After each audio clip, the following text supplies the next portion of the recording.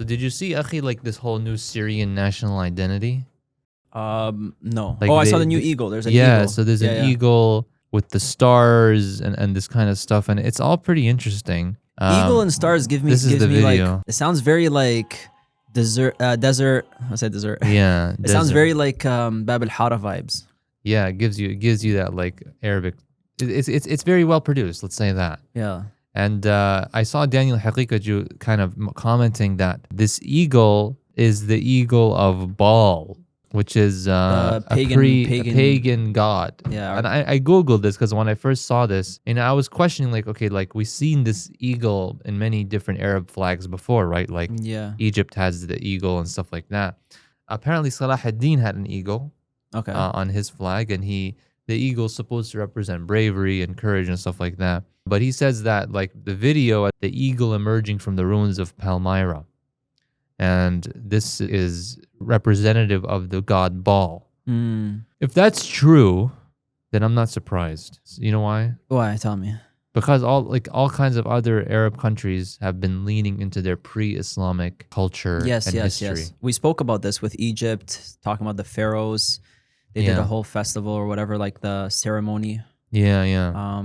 Speaking of two things, actually, when you said eagle and stars, gives me very American vibes.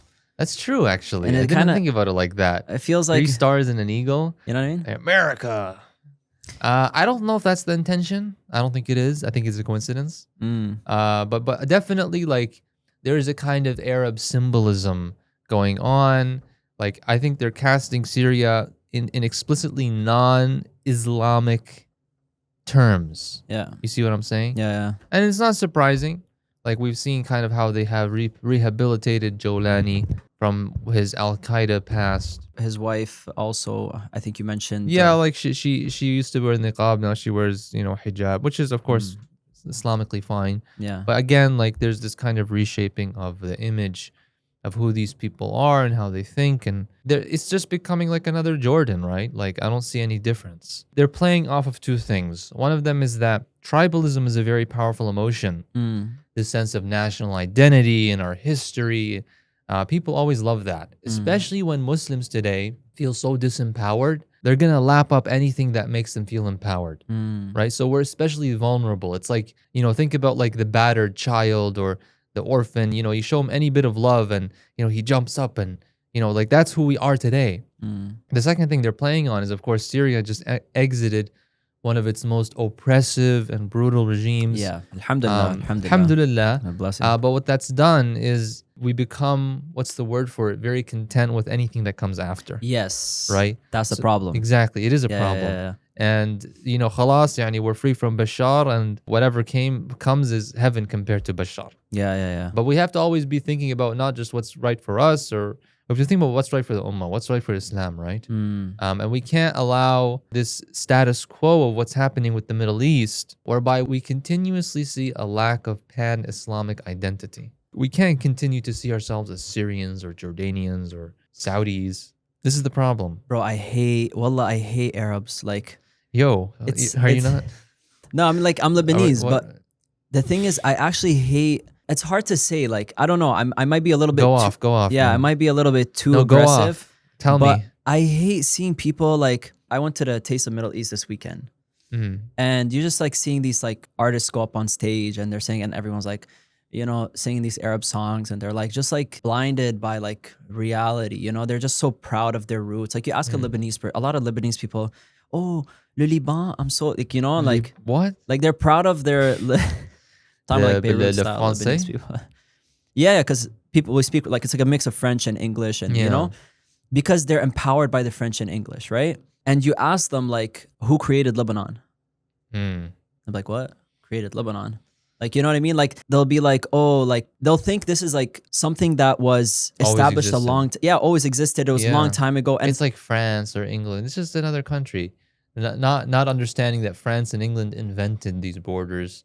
In some cases, invented entire national identities that didn't even exist before. Just 100 years ago. Yeah. Like, literally 100 years ago, drew up Lebanon. Yeah.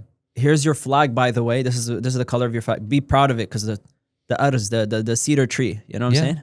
Well, And and then what is Saudi, right? Same thing. yeah, Is Saudi, you're referring to a specific royal family which only came into existence and formed an identity like 100 years ago, right? yeah, I mean, the family existed for a few hundred years, but they didn't form that state until they worked with the British to do so. And many countries are like that, right? Like people didn't necessarily think of themselves as I'm a Jordanian or I'm a Lebanese, right? We thought of ourselves as we did have some tribal identities and so forth, but we really thought of ourselves as Muslims yeah. until what happened happened.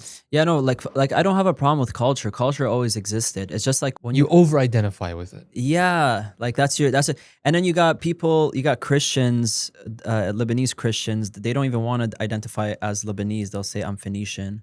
Oh my God. Because I'm they hate Phoenician. they actually don't like No way. Lebanon. Yeah, and Lebanon initially was created for the Christians as a thank you for helping them against the Muslim Ottoman Empire, right? The Muslim Ottomans, yeah. Yeah, because Lebanon, by law, the head of state has to be a Christian, no? Yes, so it's a mix. It's like one. The head of state is a Christian, and the next is the second in Sunni, command is Sunni. Shia. Third is Shia It's or not. something It's, I like don't that. think it's first, second, third. I think Yeah. it's like heads of But the president is always Christian, yeah. and that's the head of state. I mean, There's only one head of state. and a system won't thrive with three different. Let's not say three. At least two different ideologies, main ideologies, right? But they're not even the ideologies of the state. These are just like personal cultural identities, yeah, right? The ideology of the state is just secular nationalist. yeah. It's not Islam versus Christianity. These are just like cultural tribes that have to be managed Yeah. within this kind of secular environment. Yeah. But going back to what I was saying, like I don't really hate, but at the same time, like when I see certain people, over identifying, Yeah. it just gives me like a Heebie-jeebies. like it just gives me the ick, bro. Like I'm just Yeah. like but like I think those of us who are raised in Canada, were you raised here? yeah. Born here? Born and raised, yeah. I think those of us who are born and raised in the West have a specific sensitivity to this that others don't. What do you Because meaning like I grew up around all kinds of different Arabs. mean? Okay. I didn't really grow up around other people who were from where I'm from. Oh yes. So like for that reason, the only thing that I had to identify with others on the basis of was Islam. yeah. So when I see this kind of activity or behavior or this in-group identification of culture or nationality, I see it as something weird because it was never really part of my own experience, right? Yeah. It's like I'm past that. Yeah. Or yeah. it was never really part of my world. Maybe Yeah. I don't know if you relate. To be honest, for me, it's more like, like I've seen, I'm surrounded by a lot of different cultures and backgrounds, people from everywhere, and it's beautiful, alhamdulillah. But also, I see things from, I guess, externally as well. I feel like growing up in the West, I have a sense of security that maybe people growing up in the East or influenced a lot by the East are insecure about. Yeah. Oftentimes they look up to the West. There's like a wall, like a facade of what the Western world or life or American dream is. Yeah. We grew up here. Because Like they saw it on Hollywood, NBC2, the movies that we see in the Muslim it's like world. everyone's trying to come here. Yeah. Versus us, we're like, yo, Yeah, we're looking for screw this. Islam. But then we look back there and we're like, Oh where's my the Islam? God. This is my story, You know what I mean? man. Like I remember when I was a kid, I looked up to my cousins so much, and I wanted to like be like them. And then when I actually went and visited my country and I spoke to them, they wanted to be like us. Yeah. They're like, we wish our schools were like your schools and mixed, and we have things to do over there and the movies and all that kind of stuff. And I'm sitting there heartbroken. Like, no, you guys are my heroes. I hate where I live. I hate, my school. I hate like living in a non-Islamic environment. Yeah, when you're exposed to it, you realize what it's all about. Like, 100%, and you're like, I don't yeah. want anything to do with this. Yeah. You've tasted some of the burn of that whole environment and system. For me, when I look at people, like the way I see it too is I see people back home being so enamored by the French and English and like the French, just the Yeah. French culture, like oh oui bonjour, like just the way they add their words in their sentences and stuff.